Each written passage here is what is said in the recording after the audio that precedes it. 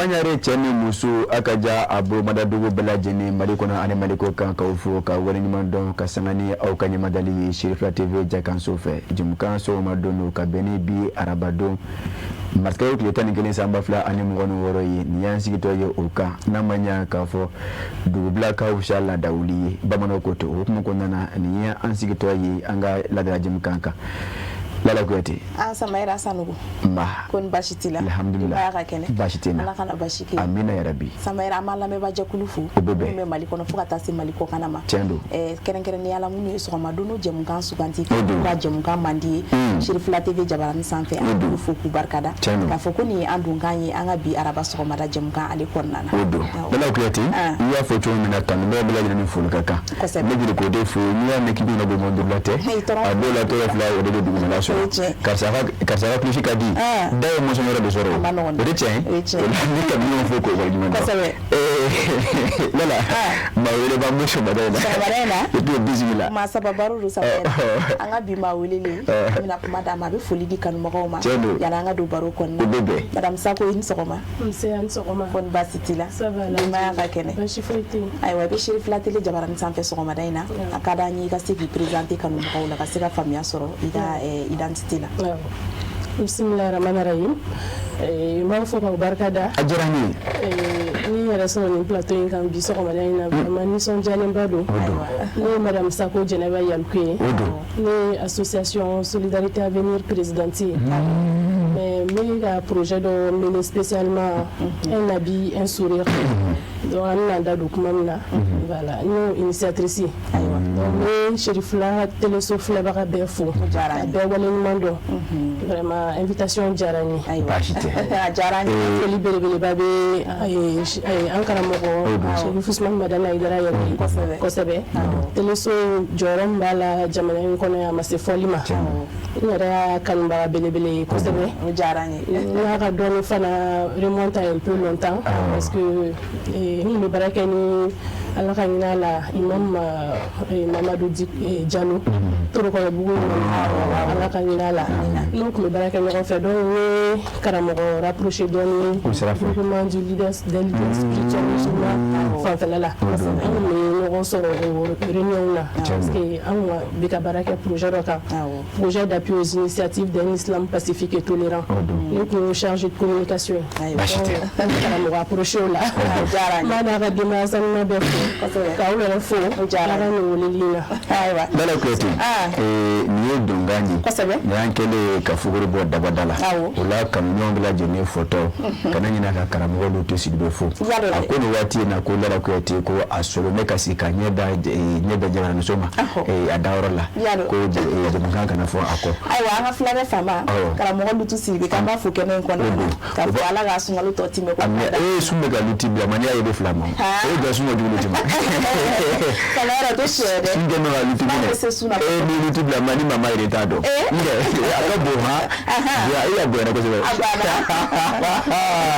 about to have them down, Manavil Domini, Turimi, New Dibica Domala Free, Fully Amu Badala. I was a mera, Anga Jamuka Farida, Miklimu for a nouveau soleil Purudi, Yala Purudizaro, Ulu Blasra Jamuka and Kona Yasaka Sigala Sekanumoma, or Sanga Kona, Singatanga technician, Fanfeni, Tezara, Kumfolo Monidu, Amo Shuru Black Refe, Casora Signana. Bashite.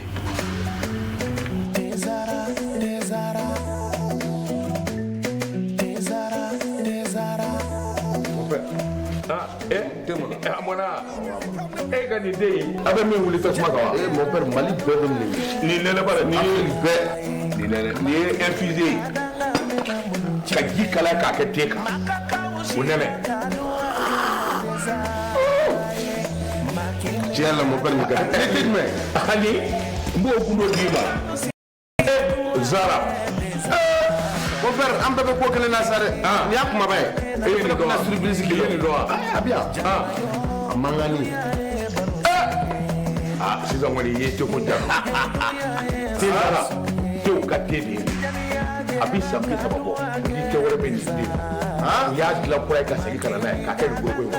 wa ne b'a infusé de min han mɛ min bɛ yen i hakili to a la a bilenman o a jɛman o ni den ye tiɲɛ tew ka te sonsan bɔlen bɛ fali fɛ nka a den tɛ jama jara kadua ke tezara makele gadana mena budoji Allah farafidenu jara kadua ke tezara makele gadana mena budoji Allah Lala Kuyate ne bile ka mun fiye ni ka wuli en tashi domine na ngafle o be ga mai na ne ce o ba to wali bi jemga anga temena ya ajujanfe ai wasabaira na bora tezara la amido anga bi clip du jour folo konna o zigiri amido kulubali karamo haidara fasa amonya mada don ka soro ka signala kuna fun bala ne ce na la son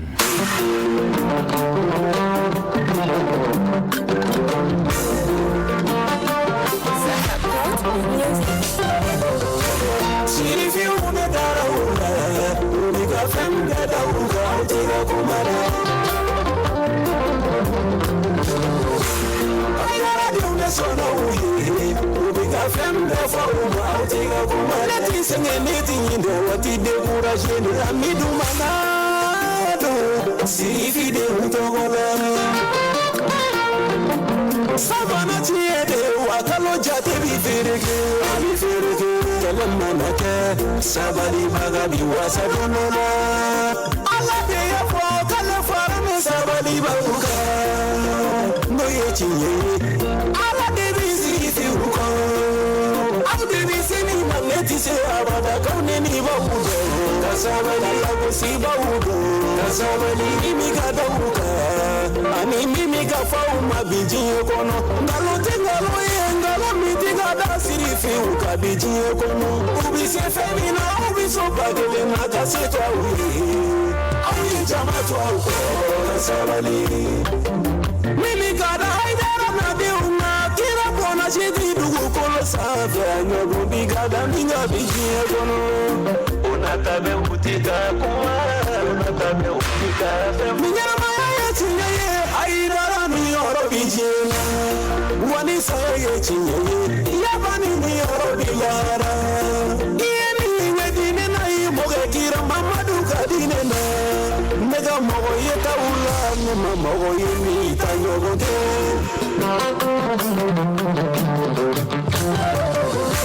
chifi une dara ula uniga fembe da uka utiga kumade jaya kateme adombaga uka ni ala ye mami ye baga jaya kateme idombaga ka ini senge ni binyani ninu biga kele uta udo ni mogo mimba udo uta ujuya na mai fama la fe igange bani na de udo maga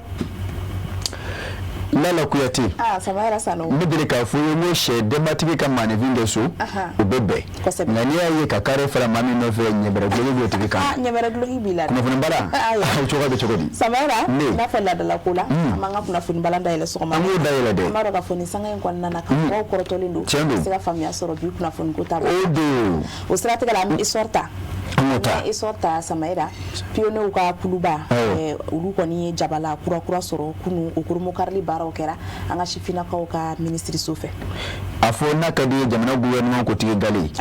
général de division Abdoulaye Maigake Lala Kuyate abara bunya kumbe ale de bulu abaro kera bungo ko yera maka fo worna konnana nakadi afo janyela Lala Kuyate edasera yoruba mima ni odeya anga shifina ka kulumi le ko pionyo o daga yoro kuro Lala Kuyate nakadi afo ko salle de spectacle de 80 places obe akonnana ako une salle de conférence mimi ke sobo ka ma ke mene bonyongo kamaro nywana Lala Kuyate obe so akono faka se salle polyvalente de fanama Lala Kuyate mimi ma fa nyonga kase ma ke me fla bonyongo ma ako Lala Kuyate ni ataka lage ni ngori njaba la kura ima besika fo ni ya blato ye shifina ka oluka buluka ako Lala Kuyate na manya ka fo jamana shini ye shifina ka uye ako ni ko ba nyonkele o shifina ka uye akekumbe ako Lala Kuyate usiratika ni ya ataka lage ako Lala Kuyate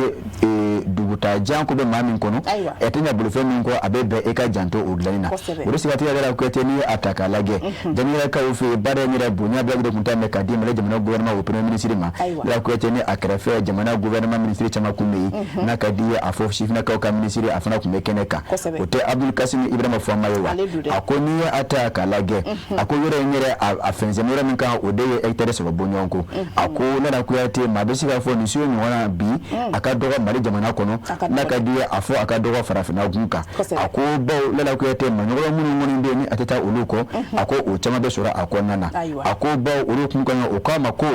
ce lieu sans équivalent au Mali ni dans la sous-région a été conçu pour éveiller les consciences et former les citoyens en particulier les jeunes aux valeurs républicaines et civiques essentielles afo farafina gunka na kadi anga marabolo gunka anyo ka dogo ako nya fi to minani atagalage ako mobe yaf mabala e frakolina je wala malama wa kesalmi muno o te sal spectacle wa ako o keleme akono ni misede so buka ma fara nyonga kase ma kimenani ani mu bonyongo ma ako lala ko ete ka bawla sugu ke yaf mabala asigile aferele matala ka woshi fies mone baka ofifa na kadi ne makaramara o te keleme wa o be ka fini fana okuna ako o sali o be so buka ma kimenani fara nyonga wala ko ete onu wa chama ako ni make munu ko lala ko ete o de yaf mabala e courant ame wati masisa o courant o keme ka pano chama fenza akonnana ni misika ke sababu lala ko ete baro kanati ka sobe courant ko yi ako ka fara ulu bela jinika lala ko ete jubunto fana fenza ne fambe fe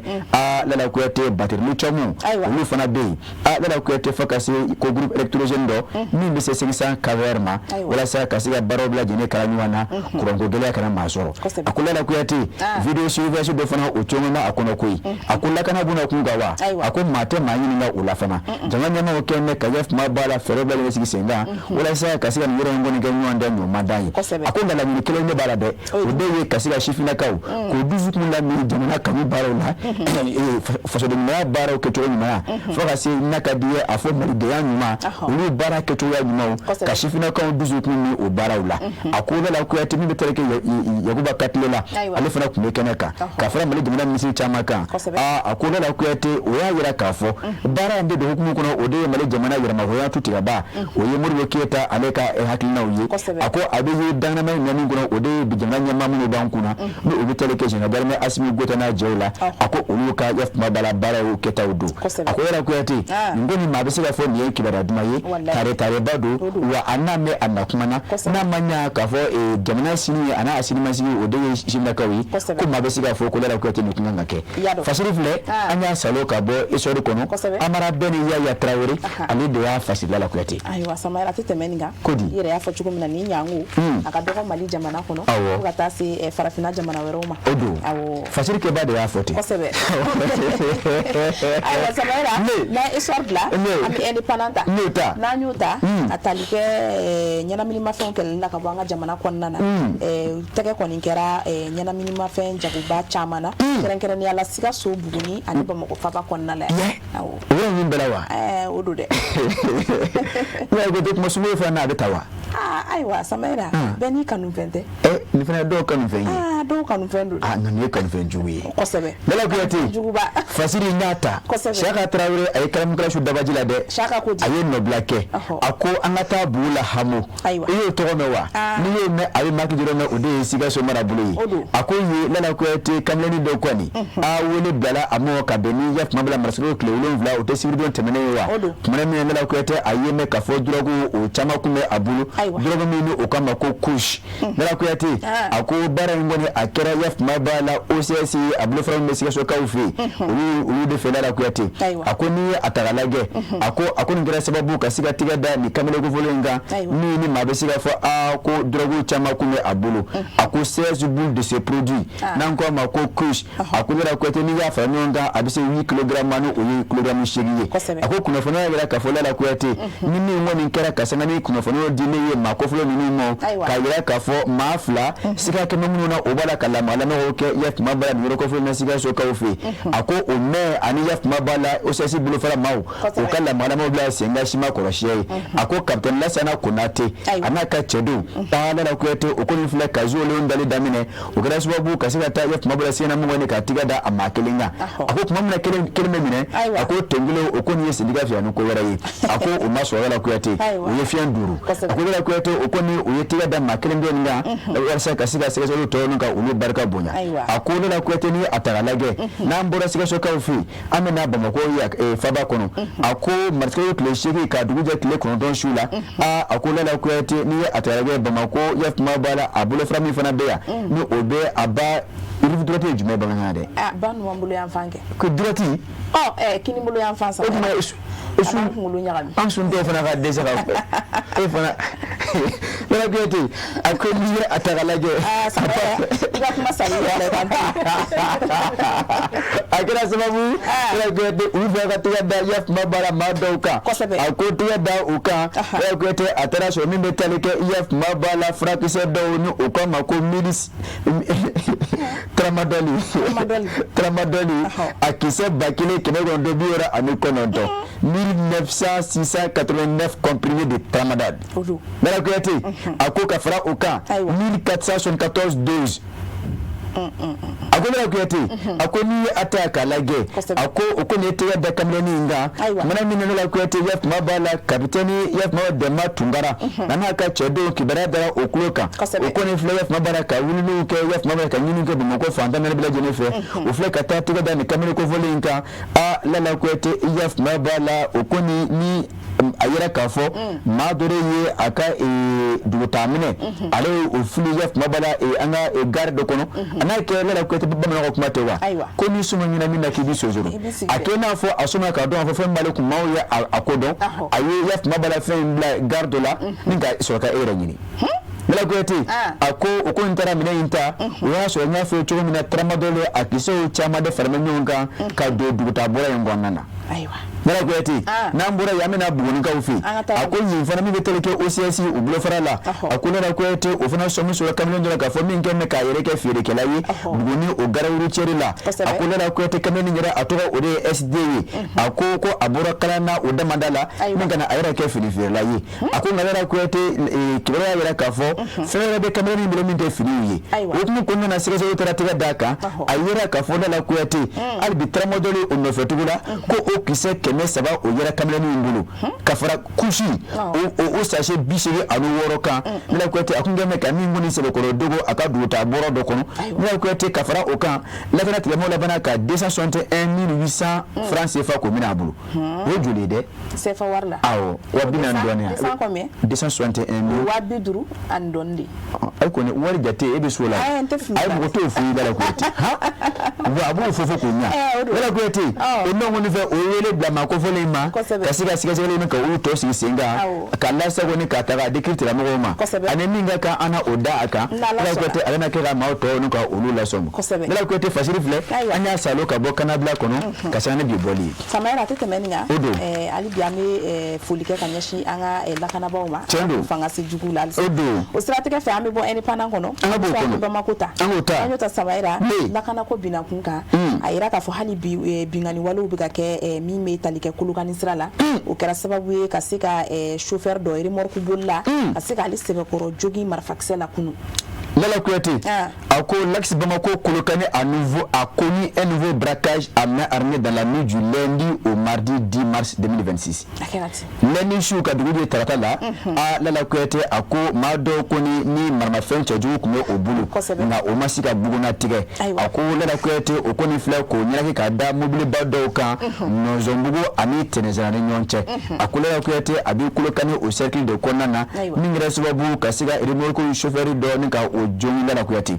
a ko ni a taga lajɛ Nana Kuyate maa bɛ se ka fɔ nin ye a siɲɛ sabanan ye ka to ɲɔgɔn na maa jugu ninnu Nana Kuyate n'a ka di baarakɛbali ninnu minnu ba mɛ baara ma Nana Kuyate ni ka o ta kɛ bingani ye ko o ka nin kɛwale in kɛ sira in kan Bamakɔ ani Kolokani ni ɲɔgɔn cɛ a ko nin ye a ta ko sabanan ye kalo kelen kɔnɔna na a ko an ka taa to sira tɔ ni k'a kalaya a ko Nana Kuyate fɛn tile 14 su ka dugu tile 15 la a ko nɛgɛ kanɲɛ 21 ka se a nɛgɛ kanɲɛ 22 ni waati ma a ko Nana Kuyate o ye sira da mobilibaw caman ɲɛ Wolodɔ ani Wolojɛ ni ɲɔgɔn cɛ a ko hali bi o ye Kolokani sira kɔfɛ ye a ko Nana Kuyate o senfɛ an ka ŋaraba o ye Mamu Siri de Nana Kuyate ale fana ale ka mobili tun bɛ maa ninnu na Nana Kuyate o ye sira da minnu ɲɛ a ko Nana Kuyate o kɛ min kɛ maa tun bɛ mobili kɔnɔ o ye o bɛɛ lajɛlen da a disi kan Nana Kuyate ka tɛgɛ don o dufaw kɔnɔ o se kura fɛn min na k'olu salo ka bɔ o kun a ko o donni kama Nana Kuyate wari tɛ wari ye telefɔni ko tɛ a ko warijɛ tɛ warijɛ ye o ye maa ninnu o ye o bɛɛ lajɛlen salo ka bɔ maaw kun ko nka kunnafoniya yira o don k'a fɔ o kuma la ka commerçant dɔ de ɲini bagɔ feerela dɔ Nana Kuyate min dɔn bɛ kosɛbɛ k'a fɔ a bɛ baara kɛ cathédrale la ko tɔmɔɲɔ dɔɔnin b'a kun bi ko o kuma la ka o tigilamɔgɔ de ɲini Nana Kuyate a ko n'i ye a taga lajɛ a ko ka fara o kan n'i ye a taga lajɛ ko ani o dugu jɛ o ma mɛn a ko Nana Kuyate nin kɛwale ɲɔgɔnna filɛ ka kɛ tugun a ko ni o donni kama a yɛrɛ k'a fɔ ko maa duuru bɔɲɔgɔnko olu de kɛra ko in kɛbaa ye ko maramafɛn cɛjugu piselo o fila kun bɛ o bolo min kɔni fan bɛ kisɛ la a ko Nana Kuyate n y'a fɔ cogo min na o kɔni o ye maa minnu bɛɛ lajɛlen kɔni o falaki baw o ye o bolokɔnifɛn bɛɛ lajɛlen minɛ o la a ko o suma ko o dugu ma jɛ a ko Nɔnzɔnbugu i y'a kuma b'a la o masuruyɛn ko wɛrɛ tugun Nana Kuyate taximani dɔ o fana kisɛw ye o sɔrɔ a ko kumana min na Nana Kuyate ni a taga lajɛ o kɛra o taara sɔrɔ o kɛ bɛ ka sira da maa dɔw ɲɛ Nana Kuyate min yɛrɛ nin kɛra Kelekan ne yɛrɛ fɛ koyi quelques jours plus tard une autre attaque a eu lieu en pleine journée près de Nɔnzɔnbugu au cours de laquelle un taximan fut gravement blessé o fana sɛbɛkɔrɔ jogina Nana Kuyate ka fara o kan ntɛnɛn su ka dugu ye tarata la an kɔrɔ a ko remoto chauffeur dɔ fana kisɛw ye o sɔrɔ baw Nana Kuyate maa minnu kɔni ye ko in sera o y'a yira k'a fɔ nin ko in bɛɛ lajɛlen kɛcogo ye kelen de ye a ko maa jugu ninnu bɛna sira tigɛ maaw la maa minnu ni o sira tigɛ o bɛ laban ka olu kɔni foli daminɛ a ko o ɲɔgɔnni fɛ ni maa ye kun bɔ k'a fɔ k'i bɛ na u bɛ sɔrɔ ka kisɛw ci e la ko o de bɛ kɛ sababu kisɛw ka maa caman sɔrɔ fasiri filɛ Yusufu Konate ale de y'a fasiri Nana Kuyate e ni an ta kira la k'a ɲɛfɔ a ye Samaira nin kɔni nin bɛ wele kan de kɛ a ɲɛsin jamana lakanabaaw ma u ka se ka wuli ka se nin sira kofɔlen in na ni o ye Buguni Kolokani ni Bamakɔ cɛ ye yaasa ka se ka taa lakana sabati n'o tɛ a ma nɔgɔn ayiwa a ka se ka bɔ kunnafoni balan kɔnɔ bi an bɛ les échos ta n'an y'o ta sanga ni sunkalo kalo barikama in ye kɛnɛya minisiri ale kɔni kɛlen don ka sɛgɛsɛgɛli dɔw bila sen kan kɛrɛnkɛrɛnnenya la jabɛti ta ni tension ta min bɛ ka ta ka lase maaw ma fu la Nana Kuyate i tɛ lajɛ wa awɔ komi e tun tɛ ka sun e bɛ sun daminɛ an b'a fɔ ko jabɛti bɛ yen ta sunbɛ ma se ka ban bɛɛ ka bana bɛ wuli Samaira dimi bɛ la dɛ n tɛ kɛlɛtigɛ n t'a fɛ sɔgɔmada in na baasi tɛ tɛmɛna Nana Kuyate maa k'a fɔ ko na ka maaya kɛ n'i y'o kɛ Nana Kuyate fasili n'a ta walasa ka se ka di kunnafoni bɔ ani k'a datugu an bɛ taa ya kuma bɛɛ sunkalo ko o bunna kun kan Nana Kuyate ka nɔfɛtigiw ka jamana ɲɛmaa olu ka magɛn baaraw la sunkalo kɔnɔna na a ko Kenya ko minisiri Nana Kuyate colonel major Asa Baloyi Ture ne deli k'a f'u ye Nana Kuyate muso min ni a ka wuli ka jɔ ka bon kosɛbɛ Kenya o sabatili baara la musoba min Nana Kuyate tɛrɛngana ka da ka tɛmɛ duuru kɔnɔna kan Nana Kuyate musoba in ko a ye baaraba dɔ kɛ kokura a ko a kɛra lafiyabugukaw fɛ Nana Kuyate min kɔni sen fɛ o ye baara dɔ min don min bɛ kɛ sababu ka sɛgɛsɛgɛli ta ka ɲɛsin maaw ma jabɛti ani tension bunna kun kan fi sabililayi fo ka se n'a ka di ye hypertension ma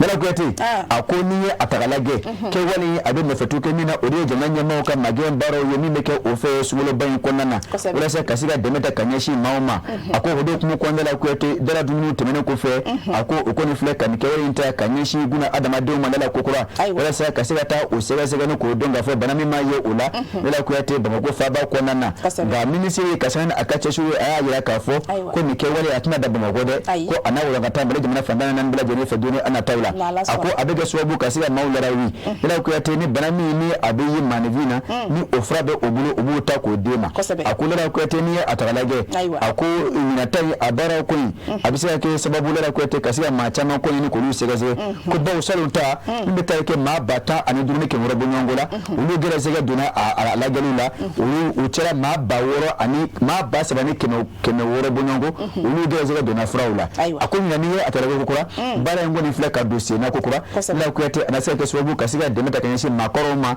madama mamunu ngodo be ni siga kene wora la ka tension ni diabete na ya auna na ka di afo hypertension la ko to ukasiga bulika ta ya maba ni roko fulina ngonga abaro na broda bamako kenya so bla gino konina wala sa kasiga amashura manivuna sedu fane ale de ye afasiri ila ko tanya salo ka bo leze ko wele konana kosebe samaira sanugo atete meninga ami ala delikene ala ko dan islam amen ami foki barkada fasiru se ko wala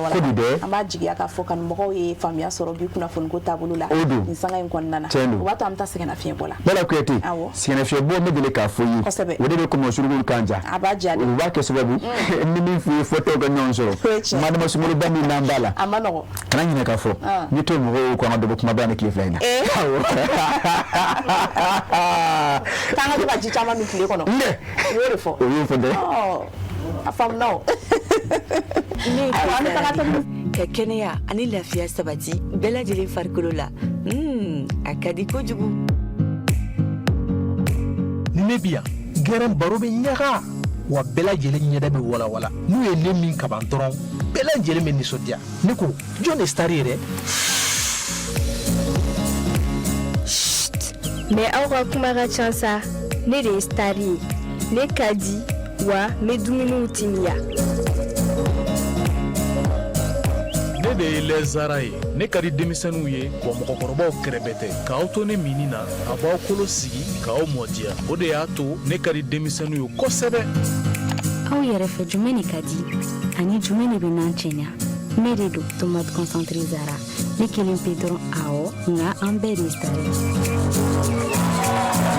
n'aw ko dumuni sanuman caman a ye tobilikow la sanbalaɲɔgɔn sugandi n'o ye zara ka dumunifɛnw ye a bɛ sɔrɔ mali feereyɔrɔ bɛɛ zara ye nouveau soleil sarl ka produit dilannenw ye sɛbɛsi babi n taara nana dantigɛli batuw la bamananw ko n bɔra n somɔgɔw ɲɛna o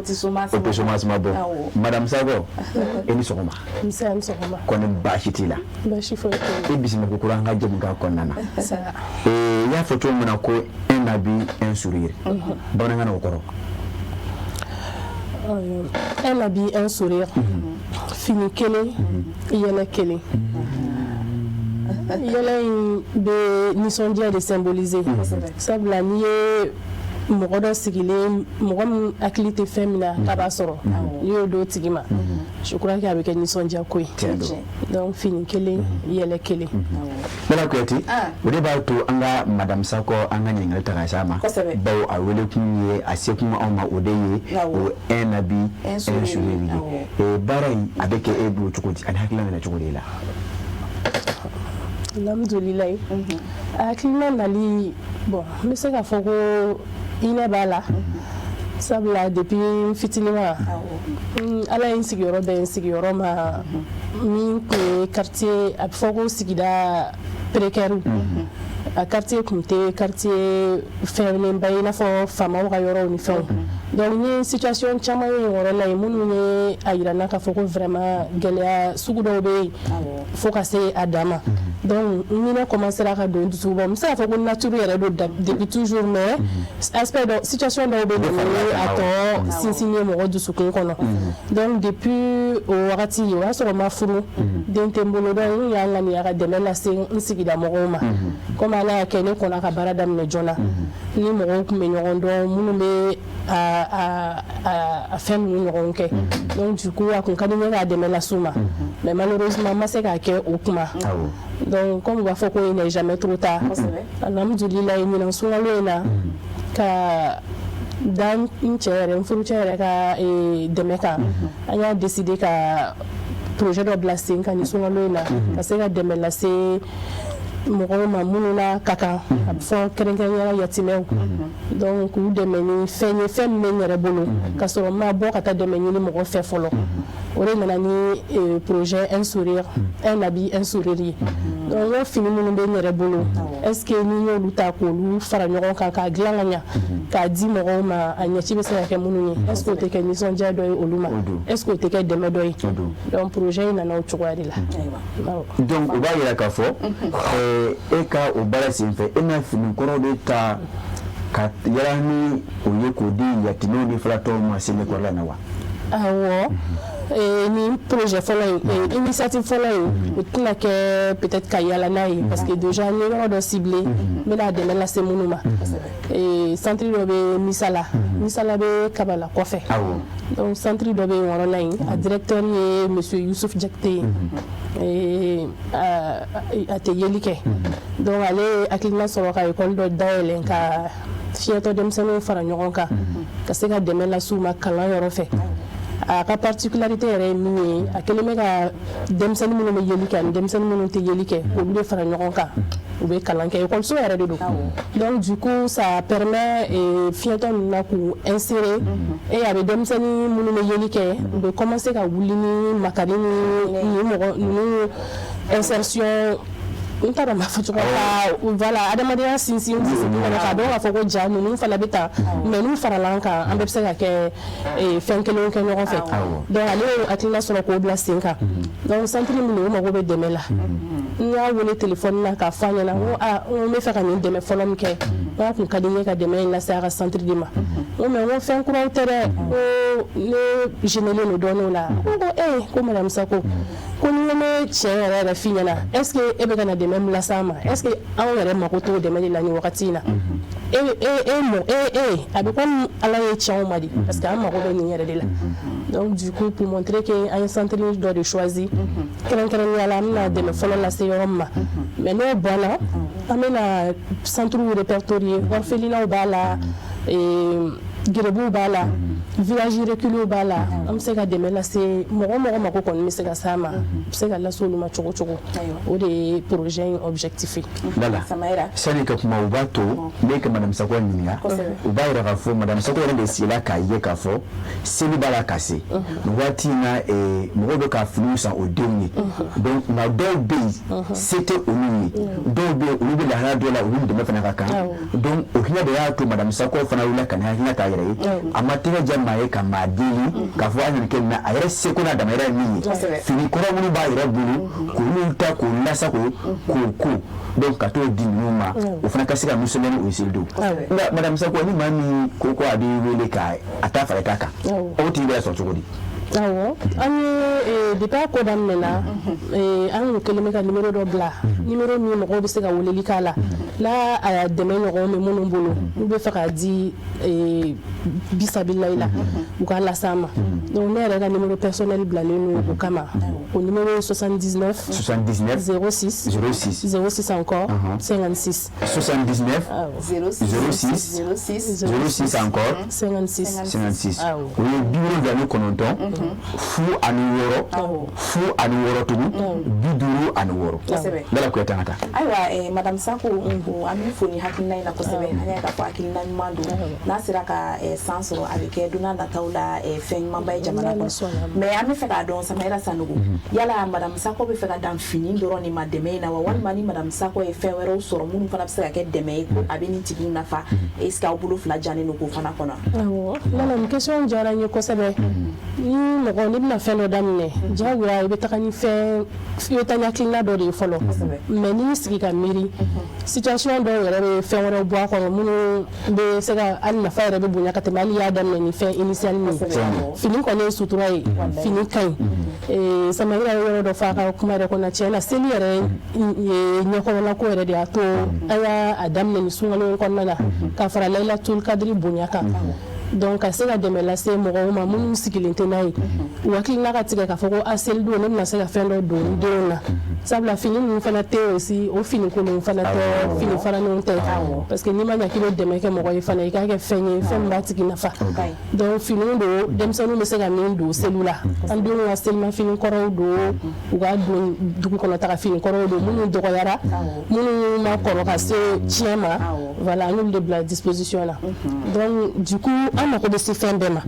fɛn fɛn bɛ se ka na dɛmɛ cadre kɔnɔna na an mako bɛ s'a bɛɛ ma fini kɔrɔ b'o la samara kɔrɔ b'o la musɔrɔ kɔrɔ b'o la kulonkɛminɛni kɔrɔ b'o la denmisɛnnin minnu bɛ orphelinat la je pense que fêti wagatiw ɲɛkɔrɔla la a ka d'u ye ka kulonkɛminɛni sɔrɔ i n'a fɔ an b'a san denw ye cogo min na donc n'an y'olu sɔrɔ a bɛ diya an ye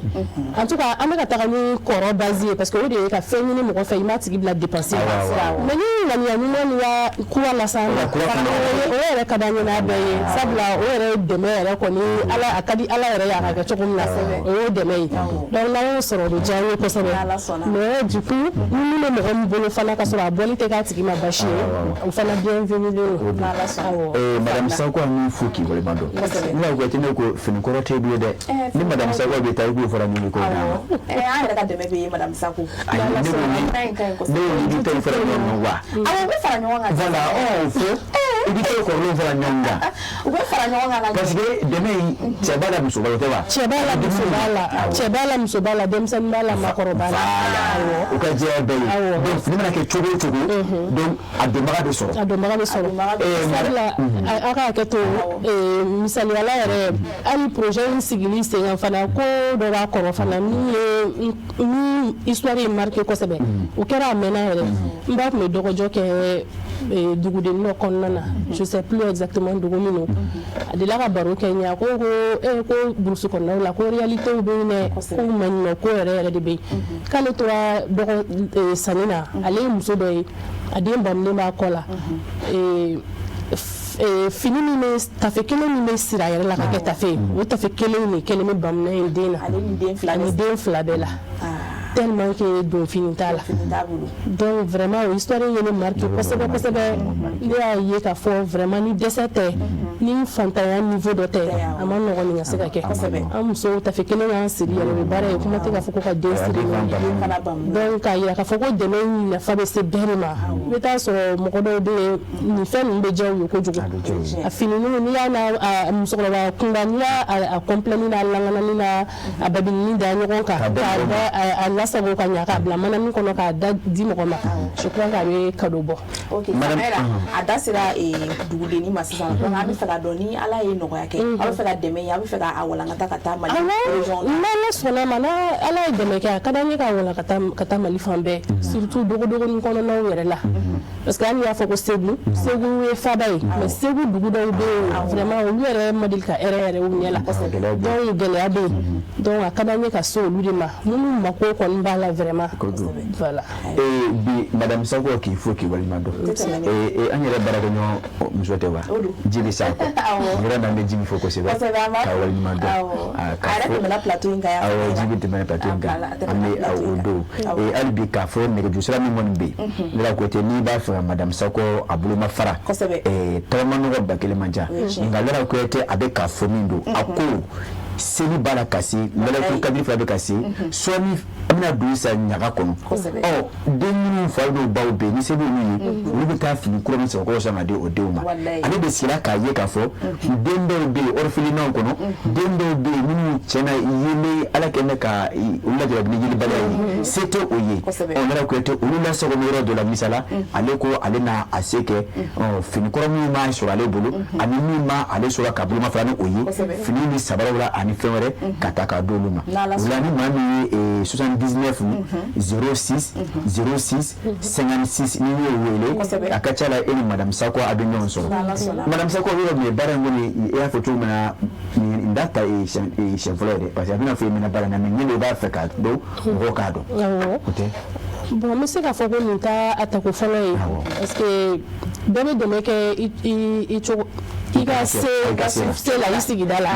a ka ca ne bɛ fɛnw min n bɛ dumuniw tobi ka di mɔgɔw ma n bɛ finiw di mɔgɔw ma mais vraiment n ma deli ka formaliser k'a fɔ ko n b'a kɛ fɛn ye fo a bonya ka a waleya ka bonya k'a lase mɔgɔ extérieur ma n kɔni b'a kɛ sigida la n b'a kɛ n seko ye min ye voilà mais k'a bonya ka se vraiment ka nafa se mɔgɔ ma i n'a fɔ an kelen bɛ ka nin jɛkulu in suganti cogo min na nin y'o siɲɛ fɔlɔ ye an bɛ ala deli fana nin ka na k'a laban ye. Samayɛrɛ o kɔnɔna na ne bɛ fɛ k'a dɔn dunan nataw la madame Sako bɛ fɛ ka ko in changer k'a bila cadre jumɛn kɔnɔ ni dɛmɛbagaw sɔrɔla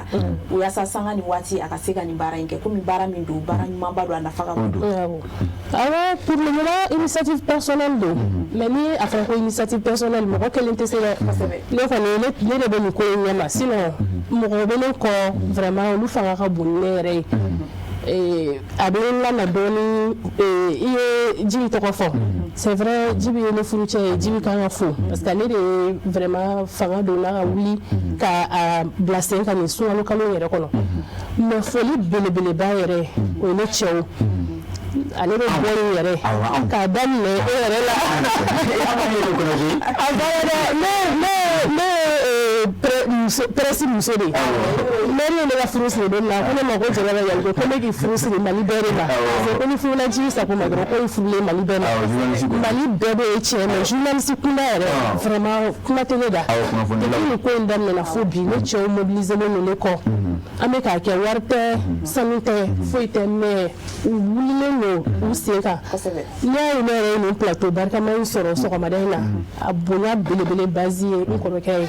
ne ye Mamadou Kamara ye Amadou Kamara ye vraiment ale tellement que ale kɛra ne fɛ ale ko k'ale bɛ bɔ cɛya kunda yɛrɛ la ale kɛra ne balimakɛ de e n'ale b'a fɔ ɲɔgɔn ma n kɔrɔkɛ n dɔgɔnin ye donc tɔw kɔni tora cɛya kɔnɔna na ale ye ne kɔrɔkɛ de ye mais sisan Amadou Kamara o tɛ se ka ale ta bannen o ayi ale ka finikɔrɔw ka ca kojugu bon surtout ale furu bɛ ka bɔ furu dɔw tun bɛ don Kamara la fɔlɔ sisan o tɛ se ka don a la i b'a fɔ a k'olu fara ɲɔgɔn kan i bɛ to olu fana di parce que kɔnɔfuru min bɛ yan o de fɛn yɛrɛ o seri sisan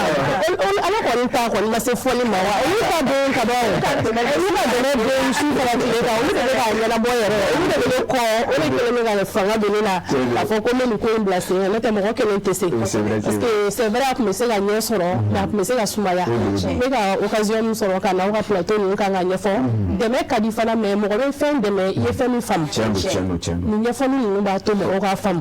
nin plateau yɛrɛ kan n bɛ profiter k'an kalifa halisa maliyɛn bɛɛ la kɛrɛnkɛrɛnyara Ansar Jama ka a yira bɛɛ la k'a fɔ nin kɔni nin ye ala ko baara de ye ni mɔgɔ mɔgɔ ye fɛn fɛn k'a kɔnɔna na i b'a baraji sɔrɔ n'i ye dɛmɛ o dɛmɛ lase mɔgɔ ma mɔgɔ min mago b'a la i b'a baraji sɔrɔ donc bɛɛ ka fara an kan a bɛ ɲa cogo min na an k'a kɛ an kɔni y'a daminɛ ni fini di ye nka a mɛnnen taalen ɲɛfɛ a ka d'an ye ka fini kuraw di a ka d'an ye ka samara kuraw di a ka d'an ye ka fɛn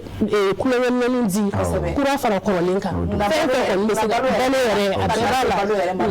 la ala ka barika don i la donc n bɛ foli lase bɛɛ ma vraiment n bɛ n cɛw fo n bɛ n cɛ bɛɛ fo ka bɛ le Cherifla la ka se Renouveau TV ma ka se Sorofe TV ma ka se journal presse écrite bɛɛ lajɛlen ma ne burankɛw ni ne cɛw ni ne nimɔgɔkɛw ni ne nimɔgɔmusow dɔrɔn de bɛ presse kɔnɔna na donc ne bɛ bɛɛ fo n y'a bonya da bɛɛ kɔrɔ fana bɛɛ ye n bilasirali dugawu ye donc halisa n b'a ɲini ala fɛ ala ka barika don a la. Madame Sako o b'a yira k'a fɔ don n'a nataw la a n'a kɛ jɛkulu ye dɛ. Awɔ a na kɛ jɛkulu ye awɔ association sigi association yɛrɛ bɛ yen ka ban mais comme baara daminɛna kura ye an ma k'a fɔ kɔni ko mɔgɔw sigilen bɛ fɔlɔ nin ye secrétaire ye nin ye olu ma sigi sen kan mais don n'a nataw la a bɛ kɛ association belebeleba ye ka na kɛ ONG ye fo ka kɛ fondation ye ala sɔnna ala k'o don ye an ye min fɔ ye kunnafonidilaw n'an ye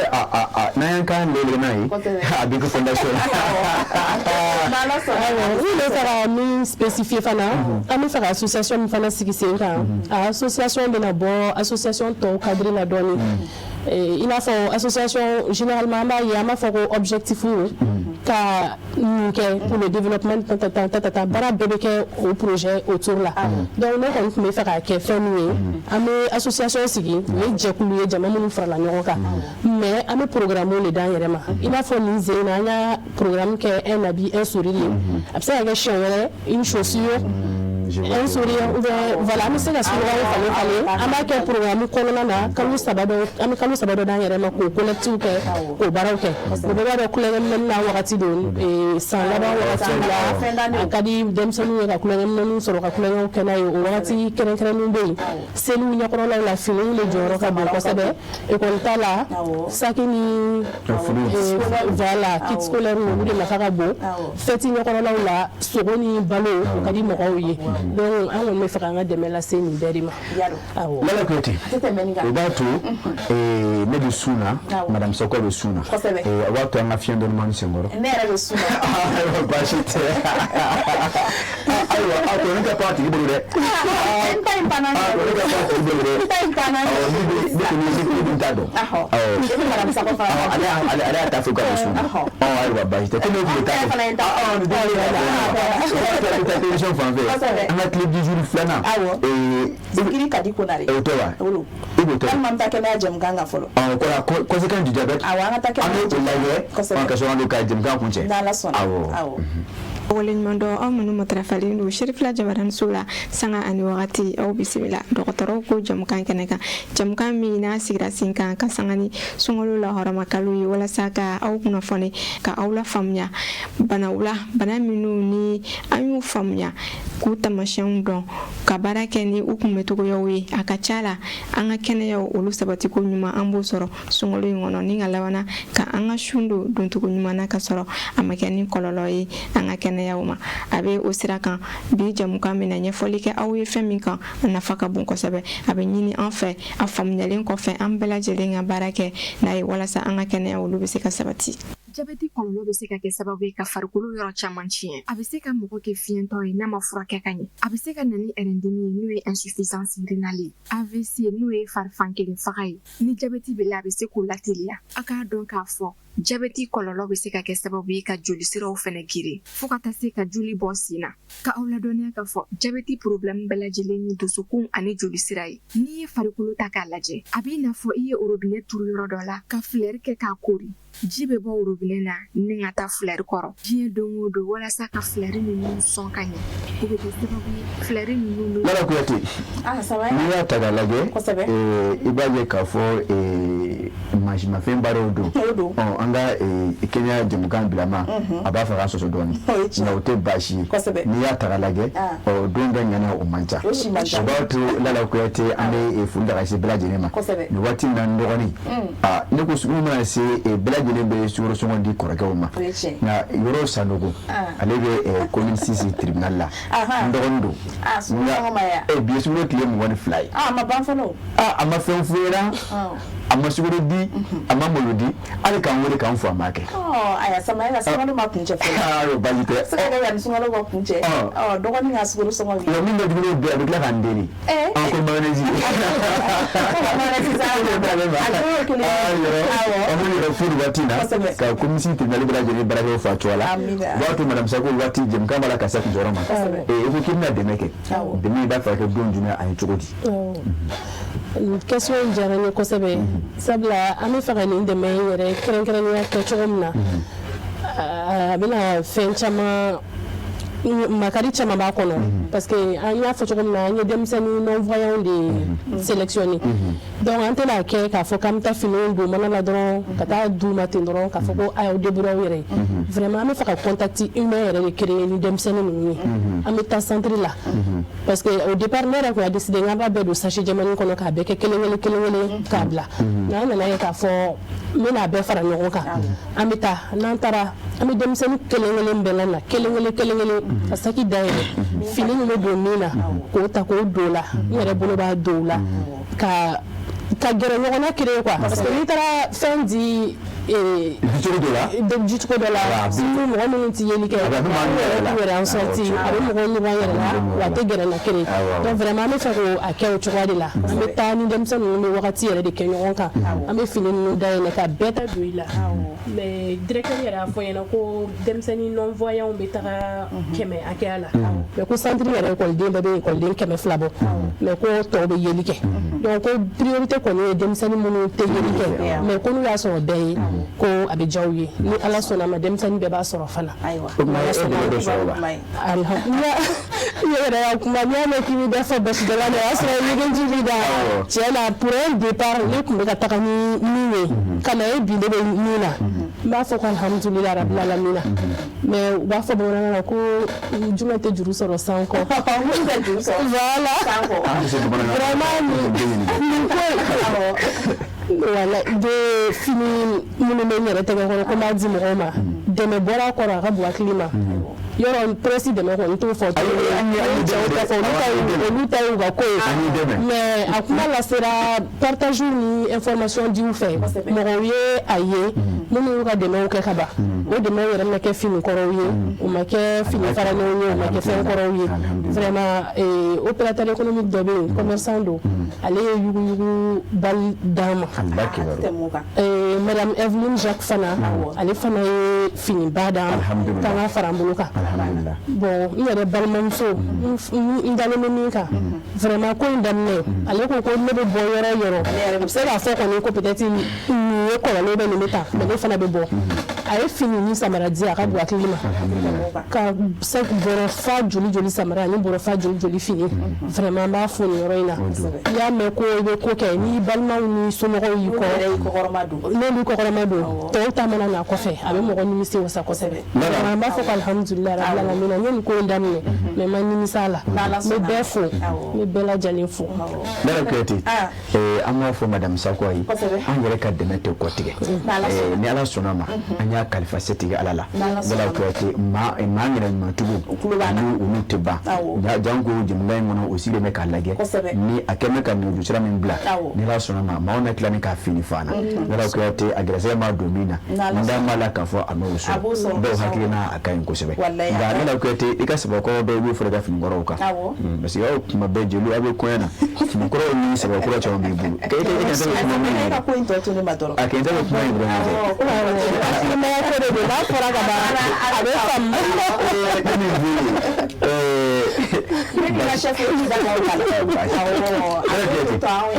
an tɛ madame Sako fo waati b'a la kasi waati bɛ ka se Samayira i y'a fɔ cogo min na madame Sako ye Jɛnɛba Yaliko ye vraiment a ka nin hakilina ye an b'a fɔ k'a fɔ hakilina ɲuman don kosɛbɛ hakilina min don a bɛ dɛmɛ ani hinɛ ni makari a b'o sinsin ka ɲɛsin maaw ma minnu mako b'a la kosɛbɛ janko nin seli ɲɛkɔrɔla in na an b'an san taw ye du kɔnɔnaw la cogo min na an k'a bila hakili la k'a fɔ ko mɔgɔw fana bɛ yen nɔ minnu mako b'a la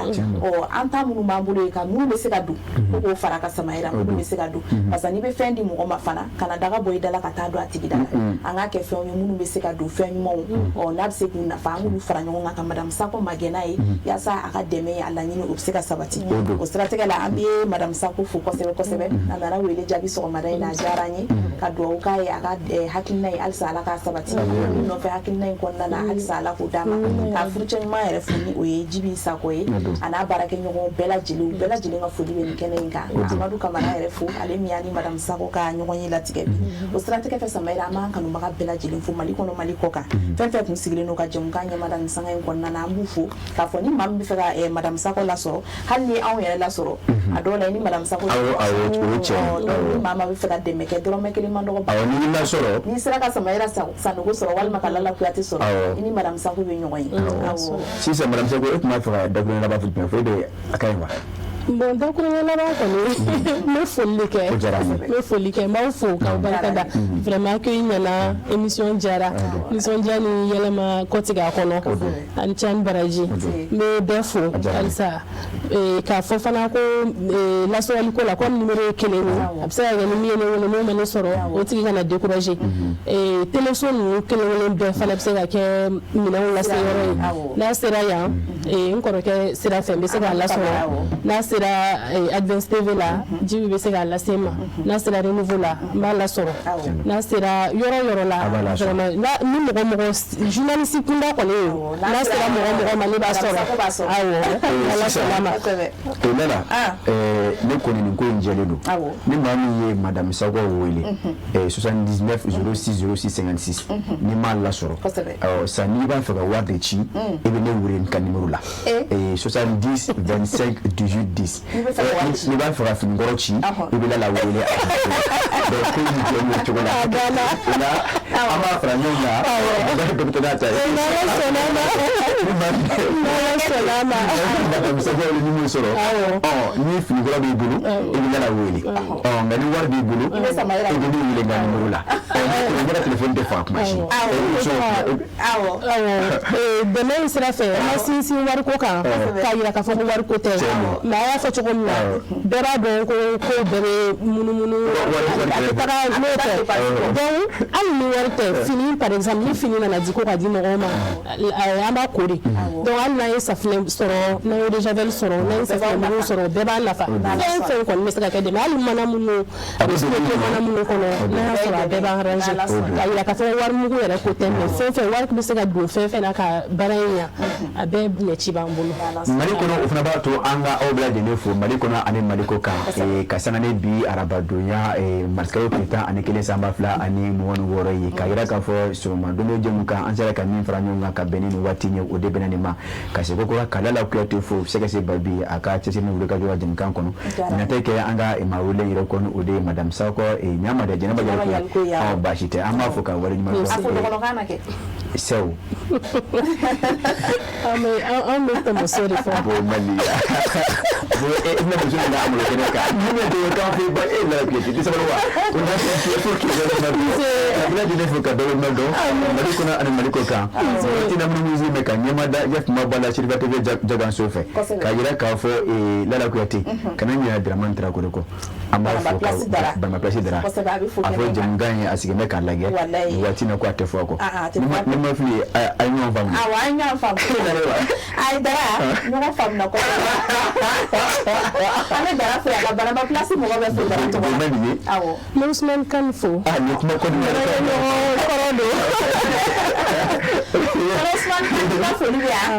ya ko to Madame Sakɔ ko ni ne ra fa nyama do ne ra be to Ousmane Kane fo ani fa na ñoo fam o kuma o do so do chufa ni ni sura ni awo kuma la ko do ni ba je ni kama ni sura ni kama ko do nyona ni jama ni do je tandi ami vraiment tra ko do fu mbo kala na tay ma ko ngala ba la ci o ta ba ni ko ba ni ka do ni do ka fo ni dans une deuxième Ghana c'est vrai que ni na bishu ni shu jangara sini 10h15 11h15 ni ala mabajike ami ni onzo ni ikato kelinga wala se kasi ya jemgan ko ni ko dangana ma vraiment fo la ka kera de anis la babla ni ma la ga ba ani basi Mali kono ko se jiyan ko do dema la ma fo assalamu alaikum wa rahmatullahi ta'ala wa barakatuh ne desarade ka kenya ani lafiya sabati bɛɛ lajɛlen farikolo la a ka di kojugu Namibia gɛrɛn baro bɛ ɲaga wa bɛɛ lajɛlen ɲɛda bɛ walawala n'u ye ne min kaban dɔrɔn bɛɛ lajɛlen bɛ nisɔndiya ne ko jɔn de star yɛrɛ mais aw ka kuma ka ca sa ne de ye star ye ne ka di wa ne dumuniw timiya ne de ye lɛzara ye ne ka di denmisɛnninw ye wa mɔgɔkɔrɔbaw kɛrɛbɛ tɛ k'aw to ne mini na a b'aw kolo sigi k'aw mɔdiya o de y'a to ne ka di denmisɛnninw ye kosɛbɛ aw yɛrɛ fɛ jumɛn de ka di ani jumɛn de bɛ n'an cɛɲa ne de don tomate concentré Zara ne kelen pe dɔrɔn awɔ nka an bɛɛ de star